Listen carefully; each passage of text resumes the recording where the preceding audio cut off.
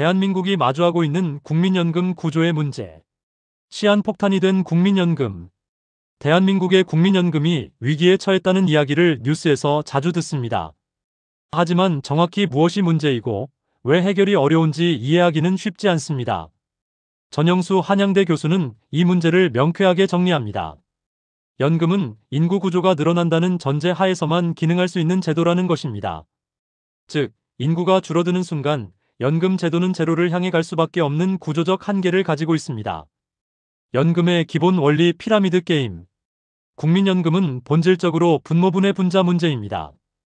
현재 일하는 사람들이 낸 보험료로 은퇴한 세대의 연금을 지급하는 구조죠. 과거에는 인구 구조가 피라미드 형태였습니다.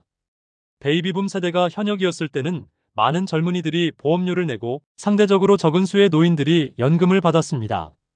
고성장 시대였기에 저축만 해도 이자가 쌓였고 매년 10-20%씩 경제가 성장하며 시스템이 원활하게 작동했습니다. 하지만 지금은 정반대입니다. 생산 가능 인구는 추세적으로 감소하고 있고 수급자는 계속 증가합니다. 보험료를 내는 사람은 줄어드는데 받아가는 사람은 늘어나니 기금이 고갈될 수밖에 없는 구조입니다. 2024년 정부는 18년 만에 모수 개혁을 단행했습니다. 하지만 전 교수는 이를 수술 환자에게 밴드 하나 붙인 꼴이라고 비판합니다. 왜냐하면 이번 개혁은 더 내고 더 받는 방식으로 근본적인 해결책이 아니기 때문입니다. 49세의 공포 숨겨진 진실. 국민연금 문제를 더욱 복잡하게 만드는 것은 한국 노동시장의 현실입니다. 각종 복지조사 실태에 따르면 한국인이 장기 안정적인 첫 직장에서 이탈하는 평균 연령은 49세입니다. 이는 충격적인 숫자입니다. 대부분의 사람들이 50세도 되기 전에 안정적인 직장에서 밀려난다는 의미이기 때문입니다. 문제는 여기서 끝나지 않습니다. 한국의 법정 정년은 60세이고 69년생부터는 국민연금을 65세부터 받게 됩니다. 정리해보면 이렇습니다. 49세의 첫 직장에서 퇴사 60세까지 불안정한 일자리 전전 60세의 정년 도달. 65세까지 5년간 소득 전혀 없음 65세부터 연금 수령. 전 교수는 이 5년의 공백을 마의 크레바스라고 표현합니다. 더 심각한 것은 실제로 한국인들이 완전히 일을 그만두는 나이가 71-72세라는 점입니다.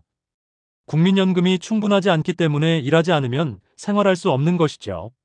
결국 49세부터 71세까지 약 20-30년간 불안정한 일자리를 전전하며 살아가야 하는 것이 한국 직장인의 현실입니다. 정년 연장의 허구. 그렇다면 정년을 연장하면 문제가 해결될까요? 안타깝게도 그렇게 간단하지 않습니다. 정년 연장이나 재고용의 혜택을 받을 수 있는 사람은 대기업 직원, 공무원, 정규직 노조원 등 전체 근로자의 10%도 되지 않습니다. 나머지 90%는 이미 49세의 첫 직장에서 밀려나기 때문에 정년 연장과는 무관합니다. 소수를 위한 제도 개편으로는 국민연금 문제를 해결할 수 없다는 것입니다. 연공서열제라는 뿌리 깊은 문제. 왜 한국 기업들은 49세가 되면 직원을 내보내려고 할까요? 핵심은 연공서열제에 있습니다. 한국의 임금체계는 숙련이라는 개념에 기반합니다. 같은 회사에서 오래 일할수록 그 회사에 특화된 지식과 경험이 쌓이고 이를 연공이라는 이름으로 임금에 반영합니다. 매년 1호봉씩 자동으로 올라가는 것이죠. 과거 고성장 시대에는 이 시스템이 문제 없었습니다.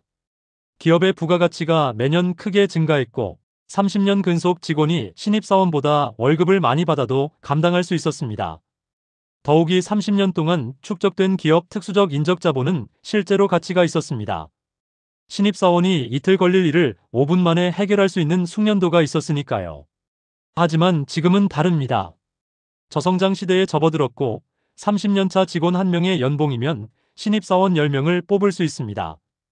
기업 입장에서는 고임금 직원을 내보내고 저임금 청년을 대량으로 채용하는 것이 경제적으로 합리적입니다. 문제는 생산성과 무관하게 나이만으로 임금이 결정된다는 점입니다. 50대 직원이 6시에 퇴근하고 월 800만 원을 받는 동안 20대 직원은 밤샘 야근을 해도 월 300만 원을 받는 구조입니다. 세대 간 갈등의 본질. 이러한 구조는 필연적으로 세대 간 갈등을 낳습니다. 청년들은 위에서 안 나가니까 우리 일자리가 없다고 말하고 장년들은 우리가 나가면 너희가 세금을 더 내야 한다고 반박합니다. 둘 다 틀린 말이 아닙니다. 한정된 자원을 놓고 버리는 제로섬 게임이기 때문입니다. 전 교수는 이 갈등을 아령에 비유합니다. 양극단에 청년 세대와 장년 세대가 있고 그 사이를 70년대생이 연결하고 있다는 것입니다. 70년대생, 특히 90년대 학번들은 세계화와 시장 개방을 경험한 첫 세대입니다. 개도국 시절의 경직적 제도도 알고 선진국형 유연한 제도도 이해하는 낀 세대입니다. 바로 이들이 양극단을 연결하고 개혁을 주도해야 한다는 것이 전 교수의 주장입니다. 해법은 있는가? 전 교수가 제시하는 해법의 핵심은 명확합니다. 최고의 복지는 일자리입니다. 장기 안정적인 근로소득이 있다면 연금이 필요 없습니다. 따라서 정년을 연장하거나 아예 폐지하고 평생 일할 수 있는 환경을 만들어야 합니다. 하지만 이를 위한 전제 조건이 있습니다. 바로 임금체계 개혁입니다. 연공서열제를 폐지하고 생산성 기반 임금제로 전환해야 합니다. 청년이든 노년이든 생산성이 같다면 임금도 같아야 합니다. 그래야 기업이 나이 많은 직원을 계속 고용할 동기가 생깁니다. 고령자의 임금이 낮아지면 기업의 인건비 부담이 줄어들고 젊은 인력도 더 많이 채용할 여력이 생깁니다. 마치며 대한민국의 국민연금 문제는 단순히 보험료를 올리고 수급액을 줄이는 것으로 해결되지 않습니다. 인구 구조의 변화, 49세 조기퇴직의 현실, 연공서열제라는 낡은 시스템, 세대 간 갈등이 복잡하게 얽혀있기 때문입니다. 진정한 해결책은 나이가 아닌 능력으로 평가받고 평생 일할 수 있는 사회를 만드는 것입니다.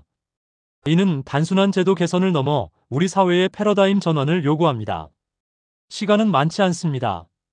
지금 행동하지 않으면 연금 고갈이라는 시한폭탄은 결국 터질 것입니다.